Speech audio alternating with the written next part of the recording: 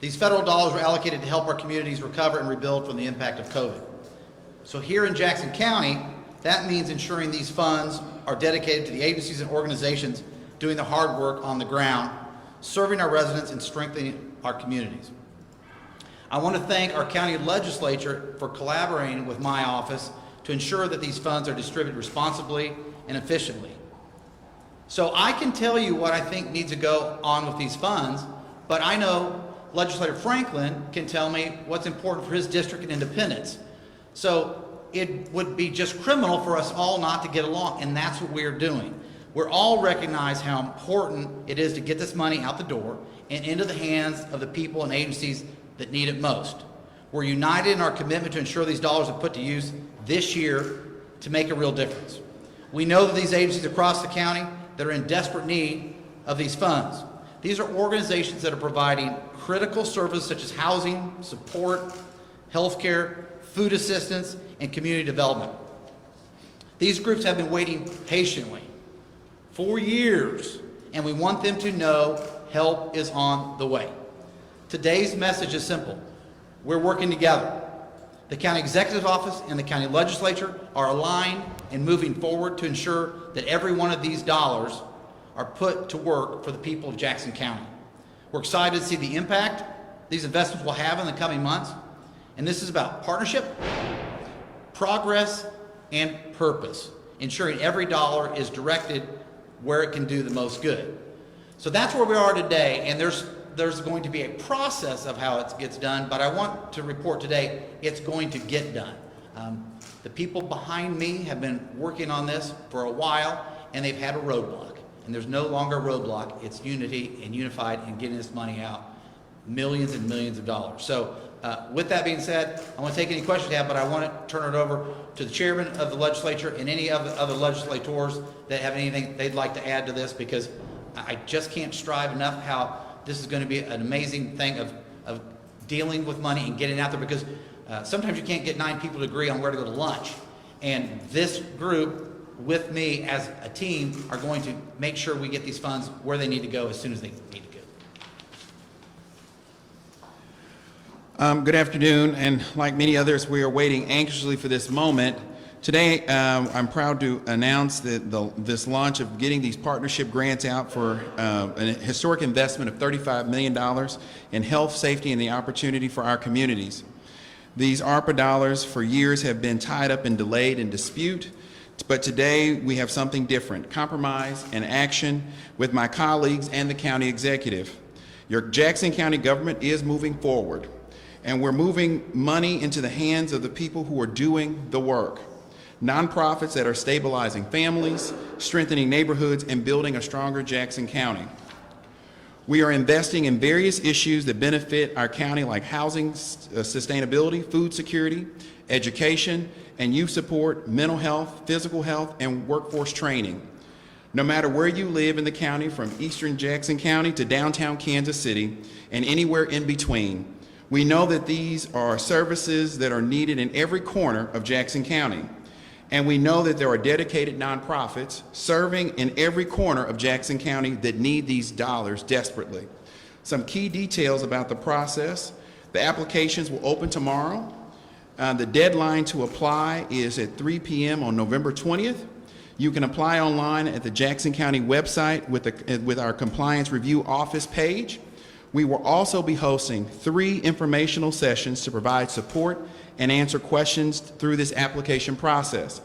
The first one will be Monday, October 27th from 5:30 to 7 at the Midwest Genealogy Center in Independence, Missouri. The second one will be Tuesday, October 28th from 5:30 to 7 at the Palestine Senior Center. And the third one and final one will be Wednesday, October 29th from 5:30 to 7 at the Longview Community College in the Business Center. I want to thank County Executive Phil LeVota and for moving quickly and working with me and the legislature to put these dollars in communities of need across Jackson County. I also want to thank my colleagues on the legislature who have fought tirelessly for 2 years to get these dollars in the hands of nonprofits and communities who are struggling to serve residents. And we need it now more than ever, as we know that federal dollars are being cut and there's a federal shutdown. I want to thank the nonprofit leaders in this county who are doing the vital work and truly honor to be able to support you in this way. Thank you again. I'd like to have my colleague, Chairman of the Budget Committee, Charlie Franklin, come up and say a few words.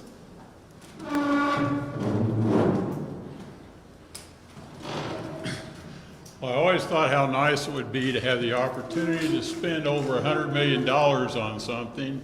But as it turned out, it was a long, tedious process. We ran into lots of people playing chicken to send it back to the federal government if they couldn't get what they wanted.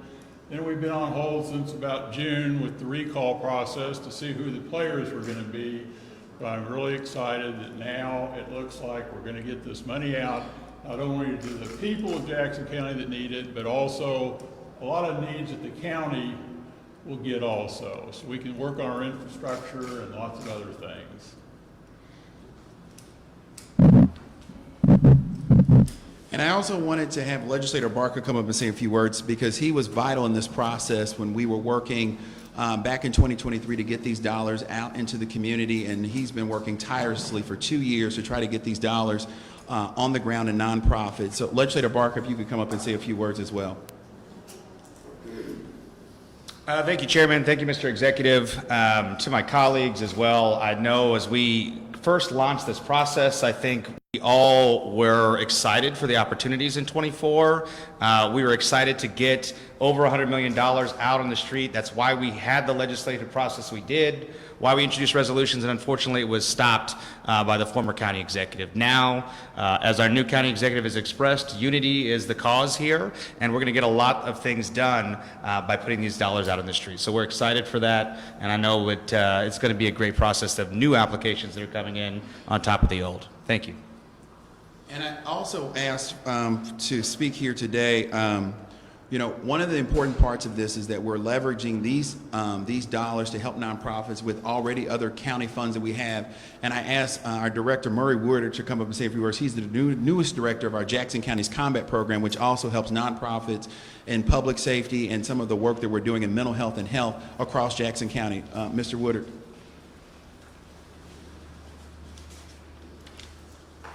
Thank you, Mr. Chairman. As he mentioned, my name is Murray Woodard. I'm the director of Jackson County Combat. Today represents what happened when government works together for the people. This collaboration between our county executive and the Jackson County Legislature not only unlocks $35 million for nonprofit partnership grants, but it unlocks opportunity for our communities as well. The organizations who will be receiving these funds will complement the work that Combat is supporting every day to make our neighborhoods safer and our communities stronger. Together, we have the opportunity to prove what happens when government, community, and collaboration align. Real change becomes possible right here in Jackson County. So I thank our new county executive, Chairman McGee, and the rest of the legislature for their work in making sure that we get these dollars into the hands of those most proximate to the issues our residents face every day. Thank you. I guess we'll open it up to questions if anybody has any. Daron, there were, correct me if I'm wrong, 70 million. Yes. Funds available. What happens with the other 35? So if you remember, we had an ordinance that we passed and an agreement just last year. I think Chairman Charlie Franklin and I were involved with this with other legislators and the former county executive. We're spending half the money on infrastructure projects and half the money to nonprofits. So this is that first half that will go to nonprofits. The second half will go to infrastructure. And so we'll be working with the county executive's office to get that second tranche of money out, working to get the infrastructure dollars out as well. That's concurrent with this plan? Yes, it's concurrent with this plan as well.